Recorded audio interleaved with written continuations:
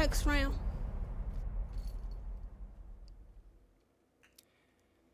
In times past, men and women would talk with God as if he was flesh and blood, speak of him like he was woven into the very fabric of their DNA, and pray like he really was the provider of anything they could ever need. But when I pray sometimes, it doesn't seem like God is who he claims to be. That prayer became another item on a list of things to do, a transaction, a mask I use in public to hide my true condition. I couldn't tell you when I forgot what prayer was supposed to be. But somewhere between children's stories, forced prayers, and pulpit performances, I let prayer become something that it's not. It became routine.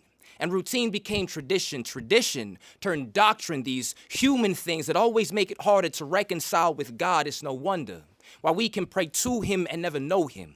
Why we may think we love God, but it's all just a motion of emotions. I'm just being completely open because the good news is I'm trying to figure out what prayer is now.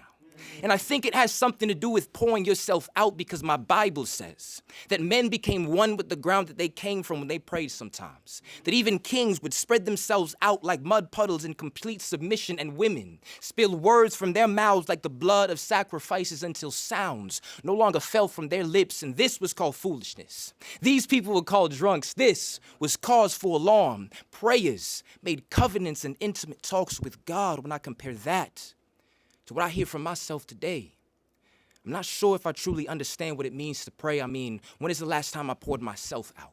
Truly emptied myself of the pride that keeps me from falling on my face, from assuming a position of complete submission, from being so immersed in prayer that there is no room in my body for self.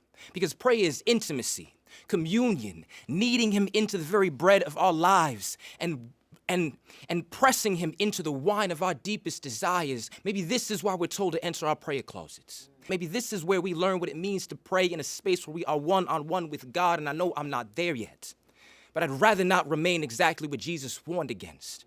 Hypocrites, standing in the congregation to be seen of men, speaking vain repetitions, like messages on answering machines, recordings that God hears when he calls us to something greater. And we don't answer.